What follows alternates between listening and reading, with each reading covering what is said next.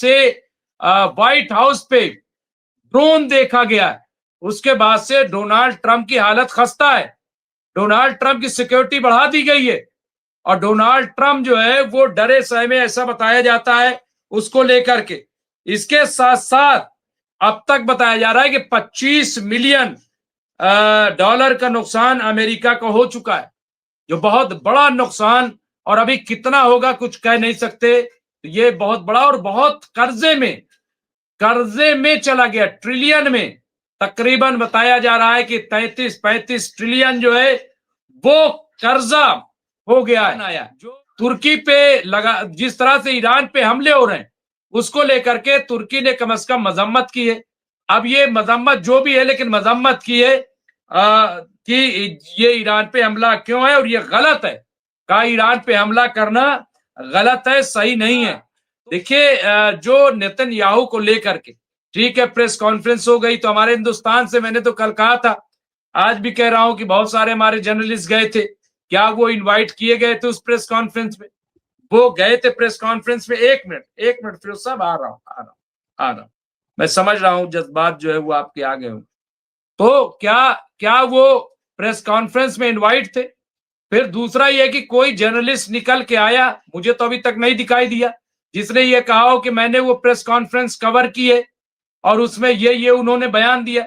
और सबसे चलिए ये भी हो गया, चलिए मान लीजिए कि कुछ लोग जो है, लेकिन आप बताइए 8 मार्च से आज तक क्या नेतन्याहू ने किसी से फोन पे बात की?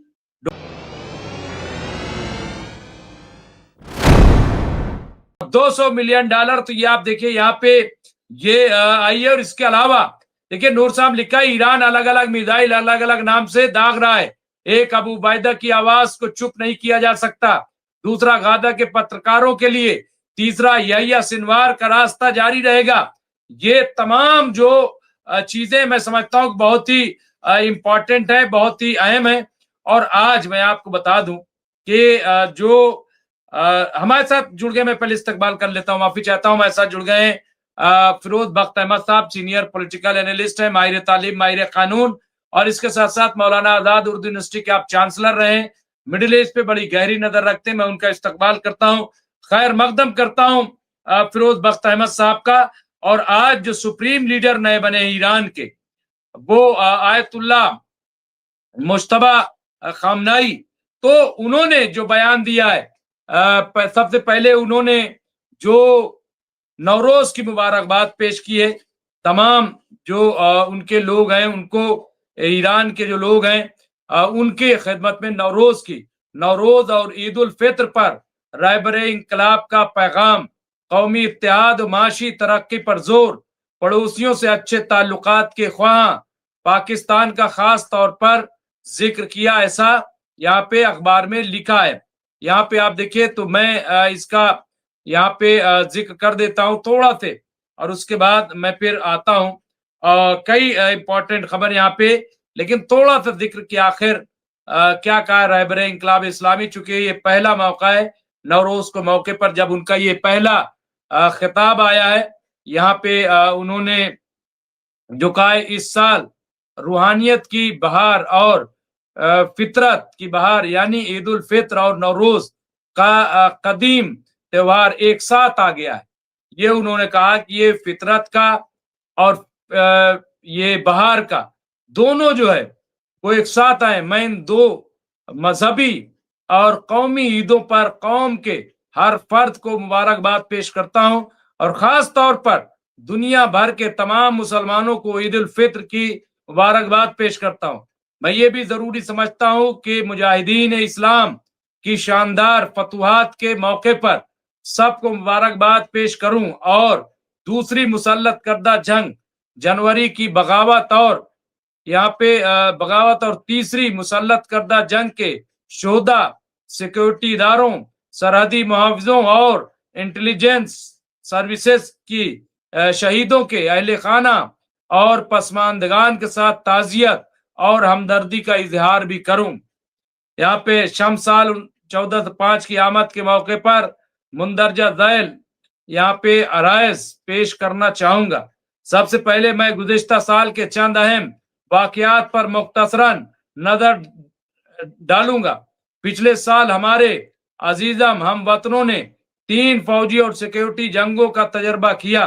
पहली जंग जून की जंग थी, जिसमें सयूनी दुश्मन ने अमेरिका की खुसूसी फौजी और सिक्योरिटी जंगों या मदद से और मुज़ाकरात के दरमियान एक बुज़दिलाना हमले में मुल्क के चंद बेहतरीन कमांडरों और नामवर साइंसदानों और फिर हमारे 1000 के करीब हम वतनों को शहीद किया।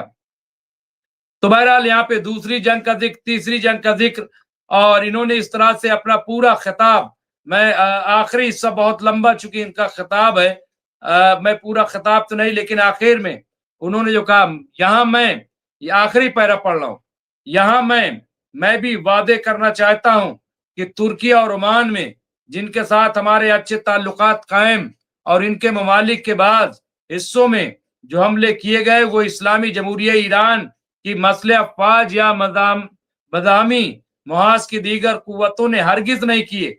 ये सयूनी दुश्मन की एक चाल है कि फॉल्स फ्लैग ऑपरेशन के जरिए इस्लामी जमहूरिया और इसके हमसाया ममालिक के दरमियान तफरका पैदा किया जाए, और हो सकता है कि बाज दीगर ममालिक में भी इसी तरह की सूरत हाल दिखाई दे।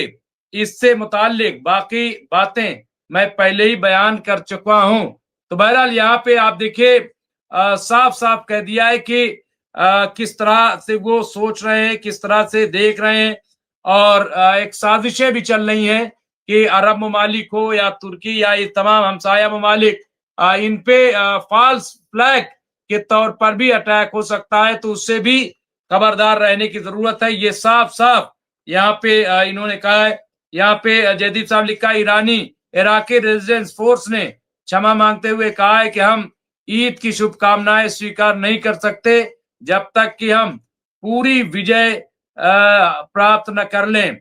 यहाँ पे वो उन्होंने कहा, इजराइल ने आज लोगों को ईद की नमाज पढ़ने से रोक दिया और गोलीबारी की, ये बहुत ही शर्मनाक है, और हमने इसका जिक्र अभी राशिद रिजवी साहब ने किया है। बहुत सारे और अभी मसले आएंगे, मैं उनका जिक्र करूंगा, लेकिन फिरोज बख्श साहब क्या ऑब्जर्वेशन है, क्या कहेंगे आप? जी, डॉक्टर मुमताज आलम रिजवी साहब, हमारे मुखलिस दोस्त शाद साहब, राशिद साहब और तमाम सामाईन, मैं मतलब यह है कि अपडेट्स तो आपने पहले बताई दी हैं, और बाकी मुझे बस बात कुछ इस तरह से कहनी है कि आज हमारे एक दोस्त ने एक वीडियो भेजा हमें। दोस्त क्या, मीडिया के तो सारे ही दोस्त होते हैं। उस वीडियो में उन्होंने बहुत लंबी चौड़ी एक तारीफ करी उसकी, मोसाद की। चलिए ठीक है, हर एक को हक है सब कुछ भी करने का। मोसाद की तारीफ करने के बाद उन्होंने कुछ इस तरह का बयान दिया कि ईरान तो बस खत्म है, कुछ नहीं ईरान का, सब लोग मारे गए, और वहाँ के जो फौजी हैं वो सोच रहे हैं कि कब हम अपने फौज से जो है फारिग हुए। सब इस तरह की चीजें उन्होंने बताई। ठीक है, प्रोपेगेंडा एक हिस्सा होता है इस तरह जब वॉर होती है। हम भी वॉर को डिस्क्राइब कर रहे हैं, हम प्रोपेगेंडा नहीं कर रहे हैं। हम लोग, मैं कोई तारीफ नहीं कर रहा इस चैनल की या खुद अपनी। हम लोग जो देख रहे हैं, देखने के बाद जो असेसमेंट हम लगा सकते हैं वो तो वक्त बताएगा कितना सही है गलत है। हमारा अपना असेसमेंट होता है, हम on the basis of events, on the basis of merit करते हैं। ठीक है, अब उन्होंने जिस तरीके का असेसमेंट किया था, उससे तो ये जाहिर हो रहा था कि मतलब ईरान का वो खात्मा हो गया, वहाँ रिजीम बदल दी जाएगी, लोग बहुत परेशान हो गए, इस तरह का था वो। ठीक है भाई, हर एक को बोलने की अपनी इजाजत है, लेकिन एक और ही उसी तबके से ताल्लुक रखने वाले शख्स ने एक और असेसमेंट दिया, और वो उनका असेसमेंट ये था कि भाई हमने हमने बहादुरी देखी, हम लोगों ने बहादुरी के किस्से पढ़े हैं, हमने कुर्बानियों के किस्से पढ़े हैं किताबों में। ठीक है, और हम गैर मुस्लिम हैं, लेकिन हम चूंकि मजहब से ताल्लुक रखते हैं, इंटरफेथ हम सब पढ़ते रहते हैं, तो हम हमारे नजदीक बहुत बड़ी कुर्बानी हजरत इमाम हुसैन की थी। हमने देखा कुछ नहीं, लेकिन उस कुर्बानी को हमने अपनी आंखों के सामने रिपीट होते हुए देखा। रोजमर्रा की जिंदगी में एक छोटा सा इवेंट था, एक खबर आई कि सुप्रीम कमांडर के ऊपर अटैक हुआ और वो शहादत पा गए। और उन्होंने ये बात कही कि अल्लाह सब देख रहा है, और अल्लाह ने अब यह है कि एक इंसाफ करा है। यहाँ पे अमेरिका बहुत ताकतवर है, बहुत पावरफुल है, बड़ी टेक्नोलॉजी है, बड़ा इंटेलिजेंस है, ब्ला ब्ला ब्ला, ये सारी चीजें उसके पास है। ईरान उसका आगे कुछ भी नहीं है, ठीक है। लेकिन बावजूद उसके उन्होंने एक बात ये कही कि इस दुनिया की तारीख में, या जब से ये ममालिक क्रिएट हुए हैं, जो हमारे सामने ममालिक हैं सारे, इनमें पहली मर्तबा किसी ने पानी पिलाया है अमेरिका को। ये बात तो ठीक है, ईरान का कुछ भी हो, वो एक अलग चर्चा है, एक अलग मसला है। लेकिन ईरान के आगे कोई खड़ा तो हुआ है, ठीक है। इससे हमें कोई सरोकार नहीं है कब तक खड़ा हुआ है, क्या होता है वहां, क्या नहीं होता है। लेकिन तारीख में ये बात आ जाएगी कि मतलब गोलियात के सामने डेविड खड़ा हुआ। इसमें कौन जीतता है, कौन हारता है, इससे भी हमें कोई लेना देना नहीं है। लेकिन इंपॉर्टेंट चीज ये है कि जो जो डेविड है वो गोलियात के सामने खड़ा हुआ है, जैसे पुरानी आपने बाइबल में पढ़ी होगी। तो अब मैं यही कहना चाहूंगा, जो आपने मुझसे पूछा है, ये जो अब जंग है ना, एक हम सोच रहे थे कि शायद 20-25 दिन बाद, ईद के बाद ही अपने अख्ताम को पहुंचेगी। मुझे ऐसा नहीं लगता है, क्योंकि ये जो जंग है, ये अब ईरान से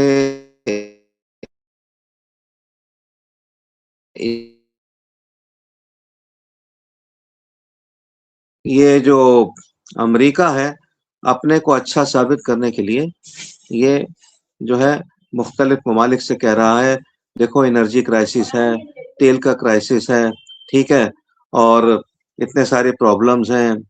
उधर अमेरिका मारा जा रहा है अपने पेट्रो डॉलर को जो है प्रमोट करने के लिए, ये सारी चीजें चल रही हैं।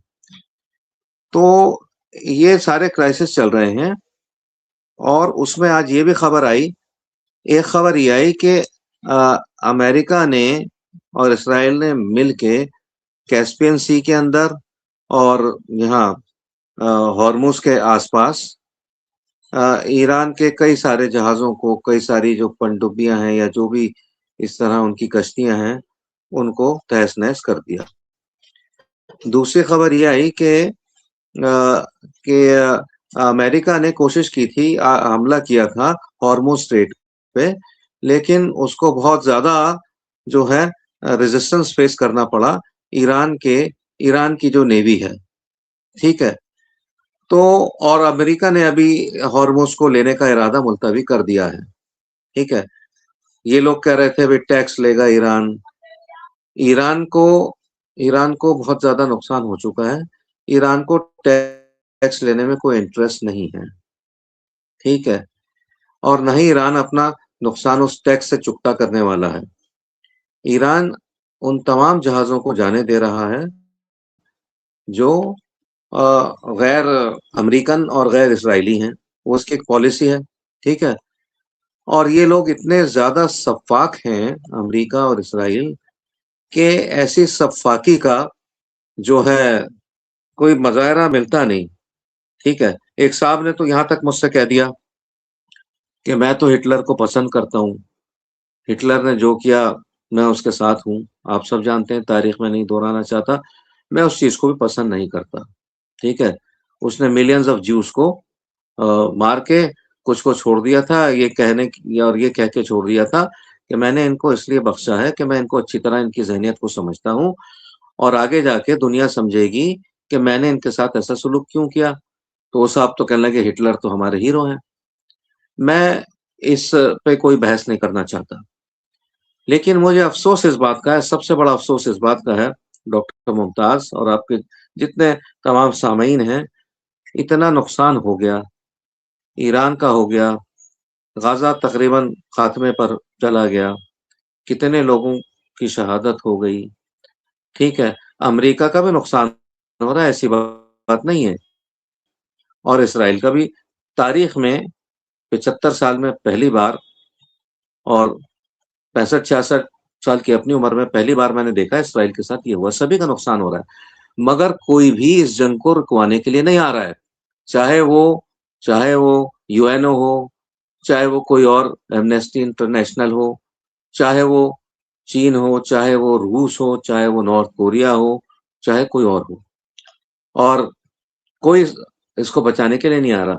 हमने तो मोदी जी को, अपने मुअज़्ज़िज़ प्राइम मिनिस्टर जनाब नरेंद्र मोदी जी को ये भी मैसेज भिजवा दिया कि आप हरदिल अजीज लीडर हैं, बहुत बड़ा आपका स्टेटस है, ग्लोबल आप पैमाने पर आ चुके हैं, आपसे बड़ा कोई प्राइम मिनिस्टर दुनिया का कोई नहीं है आज की तारीख में। तो आप बात करिए अपने दोस्त ट्रंप से।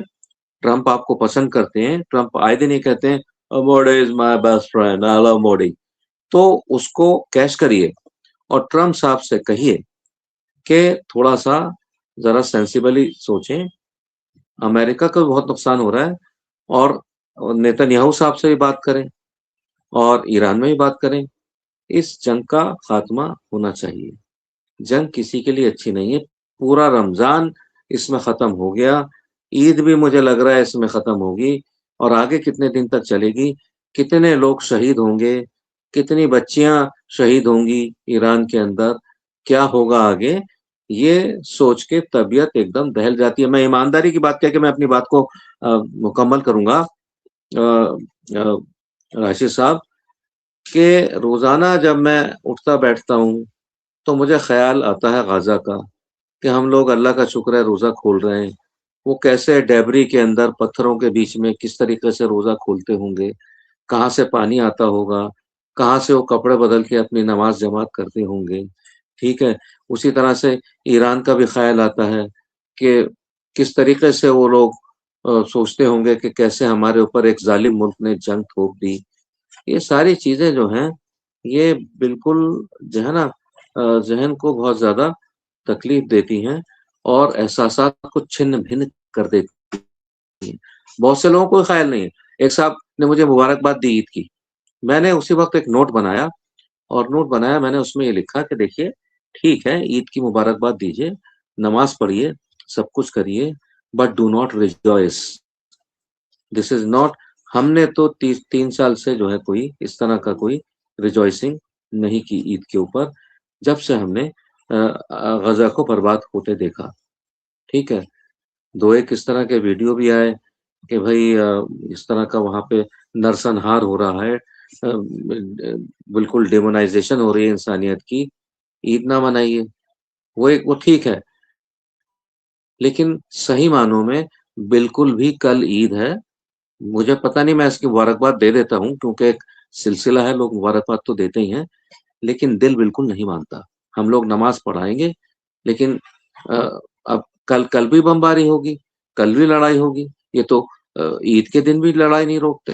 ये मैंने देखा पहले, जब इसराइल और अरब ममालिक में लड़ाई होती थी, रमज़ान आता था, तो दोनों तरफ से लड़ाई रुक जाती थी। चाहे वो लबनान में, एक लबनान का किस्सा मुझे याद है, पता नहीं कब की बात है, 2000 कुछ की बात है। तो जब वो आया, तो उस वक़्त इसराइल ने भी बमबारी रोक दी थी, लेकिन अब तो बिल्कुल, रुकने को तैयार नहीं है। ठीक है ना? बिल्कुल। बहुत अफ़सोस होता है कि क्या क्या बोले हम, हमारा तो दिल बड़ा दुखा हुआ है। जी, बिल्कुल। और ज़ाहिर-सी बात है कि ईद तो मनाई जाएगी।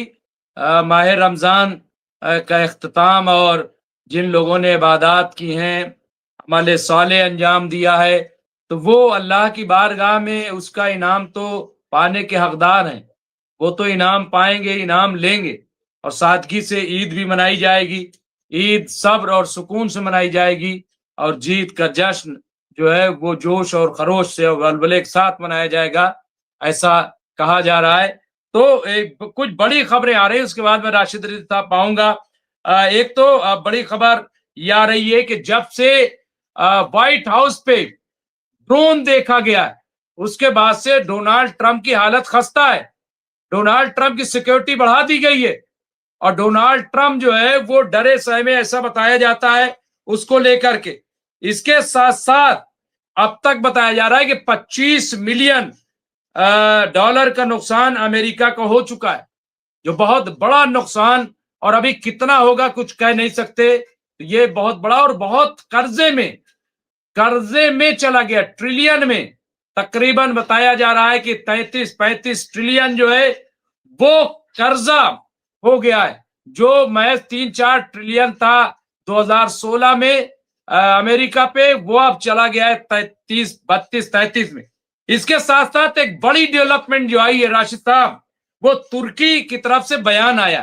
तुर्की पे लगा, जिस तरह से ईरान पे हमले हो रहे हैं उसको लेकर के तुर्की ने कम से कम मजम्मत की है।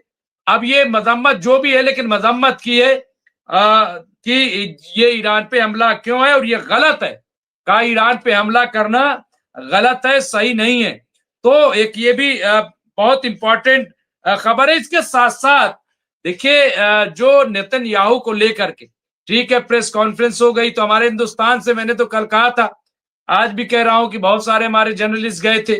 क्या वो इनवाइट किए गए थे उस प्रेस कॉन्फ्रेंस में? वो गए थे प्रेस कॉन्फ्रेंस में। एक मिनट फिर साहब, आ रहा हूं। मैं समझ रहा हूं जज्बात जो है वो आपके आ गए हूं। तो क्या वो प्रेस कॉन्फ्रेंस में इनवाइट थे? फिर दूसरा ये कि कोई जर्नलिस्ट निकल के आया, मुझे तो अभी तक नहीं दिखाई दिया, जिसने ये कहा हो कि मैंने वो प्रेस कॉन्फ्रेंस कवर की है और उसमें ये उन्होंने बयान दिया। और सबसे चलिए ये भी हो गया, चलिए मान लीजिए कि कुछ लोग जो है, लेकिन आप बताइए 8 मार्च से आज तक क्या नेतन्याहू ने किसी से फोन पे बात की? डोनाल्ड ट्रंप से बात की क्या? या किसी लीडर से बात की क्या? अगर कहीं इसके सबूत हैं तो जरूर सामने आने चाहिए कि कम से कम डोनाल्ड ट्रंप से तो बात होती रहती थी। ये क्या वजह है कि पिछले 12-13 दिन से डोनाल्ड ट्रंप से बात नहीं हुई, जबकि जंग इतनी भयंकर हो रही है? क्या इसके पीछे वजह है? क्या इसके पीछे वजह हो सकती है? तो राशिद साहब, बहुत सारे सवाल यहाँ पे खड़े हो रहे हैं हमारे सामने। यहाँ कई अपडेट्स भी आई हैं। नेतन्याहू को ईसा मसीह से बेहतर इंसान चंगेज खान को अपनी प्रेस कॉन्फ्रेंस में बता रहा था। ये देखिए, अब ये किस तरह से, बहरहाल वो प्रेस कॉन्फ्रेंस कैसी थी, क्या थी, खुदा जाने। इस पर किसी पोप या किसी अन्य ईसाई धर्मगुरु ने अब तक कोई प्रतिक्रिया नहीं दी है।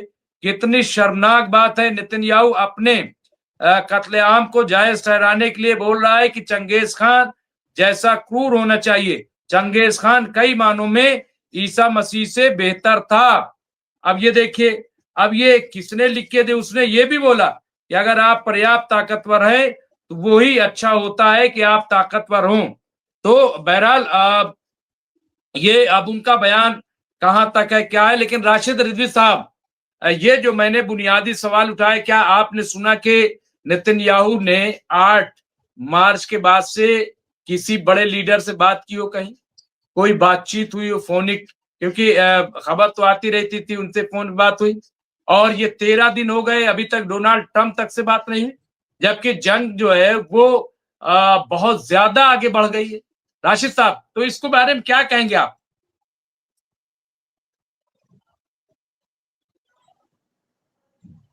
मुमताज भाई, सिर्फ 4 दिन रुकिए, सिर्फ 4 दिन, क्योंकि जंग तो अब शुरू हुई है। अभी तक तो जंग की वो चल रहा था, ट्रेलर। एक्चुअल जंग तो अब आज से शुरू हुई है। रमजान खत्म हो गया, वहां आज नमाज भी हो गई, सब हो गया। वहां के लोगों ने ईद की नमाज पढ़ने से पहले बहुत सी नमाजें जनाजा पढ़ी है। तो जंग तो अब शुरू हुई है। और आप ये देखिएगा कि नेतन्याहू अगर जिंदा होंगे तो वो बाहर निकल के आ जाएंगे, नहीं तो उनका ताबूत बाहर निकल के आ जाएगा इन 4 दिनों में। हमारे इंडिया से 3-4 मीडिया हाउस से लोग गए हैं, जो वहां से अपडेट भेजते हैं। तो हमने 3 में देखा कि वो लोग दिखाना चाह रहे हैं कि हाँ, इज़राइल में दिक्कत है, तल अवीव में, हाइफा में दिक्कत है, लेकिन वो खुल के दिखा नहीं सकते ना। वो बता रहे हैं कि हाँ, गिरा है, थोड़ा डैमेज हुआ है, दूर से जहाँ धुआँ उठ रहा दिखा दिया बस, पास से नहीं दिखा रहे हैं। और एक नेशनल चैनल की, बड़े चैनल की महिला पत्रकार हैं, आप भी जानते होंगे, वो गई हैं। वो तो बोल रही हैं, ऑल इज़ ओके, कुछ भी नहीं है,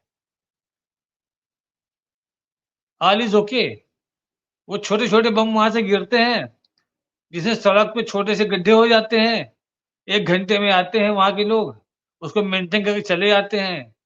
किसी गाड़ी भी गिर गया तो गाड़ी डैमेज हो गई, वो इंश्योर्ड रहती है, वो जाके वर्कशॉप में बन के आ जाती है, कुछ नहीं होता है। किसी बालकनी में लग गया, थोड़ा प्लास्टर टूट गया, बाकी ऑल इज़ ओके, कोई दिक्कत नहीं। ये उनका कहना है और आज भी वो अपनी मीडिया रिपोर्ट में यही बात कह रही थी। हमने आपको एक व्हाट्सएप भेजा है, फेसबुक पे डोनाल्ड ट्रम्प का मैसेज है वो। उसको आप देखिएगा, डोनाल्ड ट्रम्प ने एक्सेप्ट किया है कि हाइफा पे किस तरीके से अटैक किया ज़बरदस्त। पूरा हाइफा रिफाइनरी पूरी जला दिया ईरान ने। अब वो कह रही हैं ऑल इज़ ओके, कहीं कुछ नहीं है। तो अब आप ये देखिए कि इतना कुछ होने के बाद बताया जा रहा है कुछ नहीं हुआ है। तो नेतन्याहू ज़िंदा है या मर गया, किसी को प्रेस कॉन्फ्रेंस में बुलाया क्या? 4 मीडिया के लोग थे इंडिया से। कम से कम एक तो चैनल ऐसा था जो नेशनल लेवल का वो रिप्रेजेंट तो करना चाहिए था। ये कहा गया था कि ये वैश्विक, पूरे वर्ल्ड से पत्रकार लोग आए थे, वो क्वेश्चन कर रहे थे। पूरी दुनिया से पत्रकार लोग आए थे। तो अगर आप इस चीज़ को देखते हैं, तो हमारे इंडिया वालों को ट्वीट करना चाहिए कि देखो हम खड़े हुए हैं, पास में खड़े होके सेल्फी खिंचानी चाहिए। जैसे यहाँ पर नेतन्याहू आया था तो एकदम लपट-लपट के सेल्फी हो रही थी। एमबीएस आया था, मोहम्मद बिन सलमान, तो ये जो मुसलमानों के खिलाफ ज़हर उगलने वाले जो एंकर थे, वो लपट-लपट के उस वक़्त थोड़ी देर के लिए यहूदी हो गया था एमबीएस। सेल्फी डाल रहे थे। पाकिस्तान को गालियाँ बकने वाला एक पत्रकार परवेज़ मुशर्रफ के साथ बड़े फ़ख्र से फ़ोटो खिंचवा रहा है, उसको अपने सोशल मीडिया पर डाल रहा है। ये लोग कोई कॉल नहीं किए गए। तो अभी तो हमको उनके बारे में कोई बात ही नहीं करना, फालतू में आपके चैनल का टाइम वेस्ट होगा। इम्पोर्टेंट ये है कि जंग अब शुरू हुई है, आज से। आज ही हूती ने अनाउंस कर दिया कि हम भी इस जंग में हैं, क्योंकि उन्होंने अपना नेवी का बेड़ा भेज दिया है, 5000 सिपाहियों वाला, जिसने आज शुरुआत की थी और जान बचा के फौरन भागे वापस। हूती ने अनाउंसमेंट कर दिया हम भी हैं और ईरान, इज़राइल अमेरिका और इज़राइल या उसका समर्थक का कोई भी देश का अगर जहाज़ जाएगा मैं डुबो दूँगा। ये हूती ने कह दिया है। इज़राइल या उसके समर्थक का कोई भी जहाज़ जाएगा तो उसको डुबो देंगे। अभी तक तो हुर्मुज़ बंद होने पर इतना दिक्कत हुआ है, लाल सागर ब्लॉक हो जाएगा तो 60% की दिक्कत हो जाएगी। पूरी दुनिया की 60% बिज़नेस इफ़ेक्ट हो जाएगा। और ये हूती ऐसे हैं कि उसी लाल सागर से इंटरनेट की केबल गई हुई है। ये काट देंगे तो पूरी दुनिया जो है आँख होते हुए भी अंधी हो जाएगी, नेट सब बंद हो जाएँगे, बाहर क्या हो रहा है पता ही नहीं चलेगा, नेटवर्किंग कोलैप्स कर जाएगी। फिर हम अब आप जो फ़ोटो ट्रांसफ़र करते हैं ना, वो सब बंद हो जाएगा। ये हूती बहुत सनकी लोग हैं और हम इंतज़ार कर रहे थे कि कौन सा ऐसा मरहला है कि जब हूतियों की एंट्री होगी। देखिए आज ही थी वहाँ पर, आज एंट्री होगी। अब आज से जंग चालू होगी, 4 दिन जंग चलेगी और भयंकर चलेगी और 4 दिन में 2-3 अपग्रेड मॉडल मोबाइल मिसाइल के और आ जाएँगे, चौंकाने वाले ईरान के। तब आप देखिएगा जब त्राहिमाम मचेगा। अभी तो वो एरिया जो आपका गोलान हाइट का है, वहां भी मिसाइल गिरेगी, वहां से भी भागना पड़ेगा इजरायलियों को, आईडीएफ को। लेबनान के पास का जो एरिया है वहां से भी इनको 100 किलोमीटर पीछे ढकेल दिया जाएगा। अभी आप देखिए, जितना इतने सालों में मेहनत करके इन्होंने सेटलरों को सेट किया है, इनके साथ वही होगा, 100 सुनार का एक 100 सुनार की एक लोहार की। हम आपसे शुरू से बोलते जा रहे थे कि ईरान तो इंतजार कर रहा है, तुम हमला करो। ईरान ने इन 6 महीनों में अपने आप को पूरी तरीके से तैयार कर लिया, पूरी स्ट्रेटेजी बना करके, पूरा प्लान बना करके, कि प्लान बी क्या रहेगा, प्लान सी क्या रहेगा, ऐसा होगा तो हम इसको किस तरीके से किधर डाइवर्ट करेंगे, उस पर ईरान काम कर रहा है। अब प्रोपेगेंडा पर ईरान भी चल रहा है, जैसे ये करते थे प्रोपेगेंडा ईरान भी कर रहा है। अरे पहले कोई ईरान के प्रेसिडेंट को पूछता नहीं था, आज तक फोन कर रहे हैं। डोनाल्ड ट्रंप को छोड़ करके ईरान के प्रेसिडेंट को फोन कर रहे हैं। ईरान ने हालात ऐसे पैदा कर दिए। पहले हर प्रॉब्लम का सलूशन अमेरिका का राष्ट्रपति बताया जाता था, उसको फोन किया जाता था। आज ईरान को किया जा रहा है।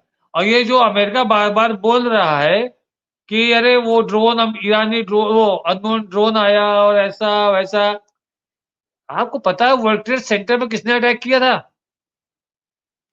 पता है आपको? वर्ल्ड ट्रेड सेंटर पर इन्हीं ने अपने ही सेंटर पर अटैक करवाया था। और ये कोई बच्चों दबी कुचली बात नहीं है। उस सेंटर पर यहूदी लोग नहीं गए थे। और आप 2011 को देख लीजिएगा, 2011 में इसी पार्टी की सरकार थी, जॉर्ज बुश की। वर्ल्ड ट्रेड सेंटर पर अटैक हुआ, उसके बाद से एक नया फार्मूला शुरू हुआ कि किस तरीके से बिल्डिंग के पिलर में डायनामाइट लगा करके दूर से बिल्डिंग को एकदम इस तरीके से गिराया, ताश के पत्तों की तरह गिराया जा सकता है।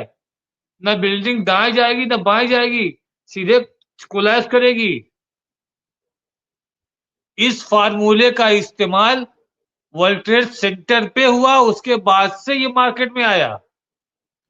एक कोई डैनियल करके जर्नलिस्ट से,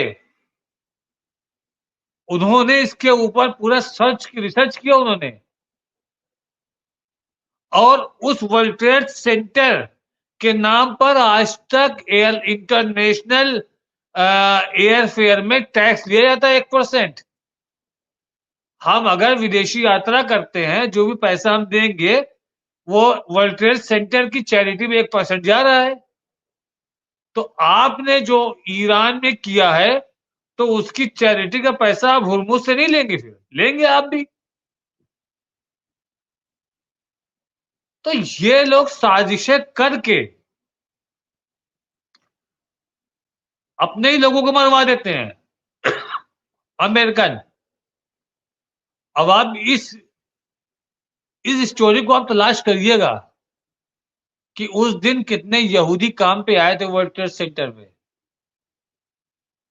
ये भी आप रिसर्च करिएगा इसके ऊपर। बहुत से राइटर्स ने, बहुत से प्रेस रिपोर्टर्स ने इसके ऊपर लिखा है कि उस दिन यहूदी नहीं आए थे काम पे, बहुत कम थे, ना के बराबर। तो इस तरीके की नेगेटिव साजिश करने वाला कौन है? इजराइल। इजराइल ही इनका सलाहकार है। इजराइल ही ने का प्लान है कि आप टॉप लीडर को मार दो या उसको उठा लो, पूरा देश आप कंट्रोल में आ जाएगा। उन्होंने वेनेजुएला में किया, वहां कामयाब हुए। डोनाल्ड ट्रंप ने कहा व्हाट अ फार्मूला यार, तो अच्छा है, या उठा लो या मार दो, पूरा देश डर जाएगा। वही फार्मूले के लेकर के वो आ गए ईरान पे, और ईरान ने पड़ गया इनको उल्टा।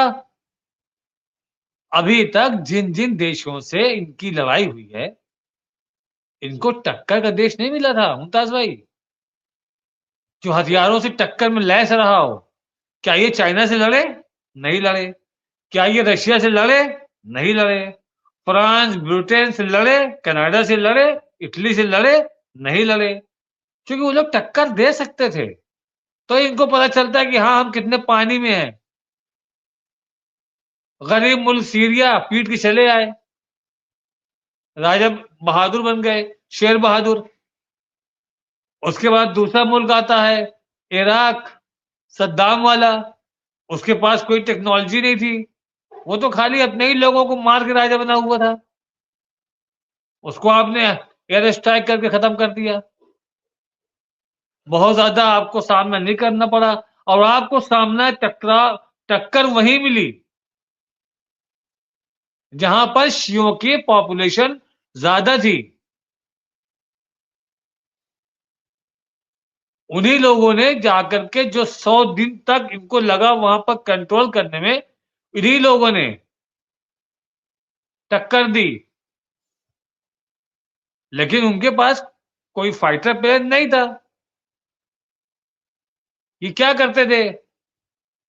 ऊपर से टारगेटेड बॉम्बिंग करते थे, एक तरफ से बम बरसाते चले जाते थे, पूरे घर घर तबाह हो जाते थे। 1 लाख लोग ऐसे थोड़ी मारे गए हैं।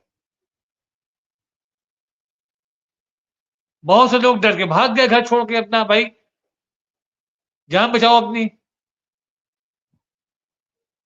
आपने 100 दिन में कंट्रोल कर लिया। लीबिया में क्या हुआ? लेकिन जब आप ईरान पे आए, ईरान ने 45 मिनट के बाद अपना रिएक्शन देना शुरू किया। टिट फॉर टैट, धड़ाधड़ मारा आपको, हर आपके सेंटर में मारे। इजराइल को भी ठोकता गया बराबर से। आप अपना एयरक्राफ्ट कैरियर लेकर के आए डराने के लिए कि देखो यहां से हम कंट्रोल करेंगे। अरब देश अपना हमको दे नहीं दे अलग बात है, वो लेके आए, वो भी लेके आप भाग गए, वो भी डैमेज हो गया। F-35 का आपका बड़ा गुमान था, उसकी भी आज पोल खुल गई।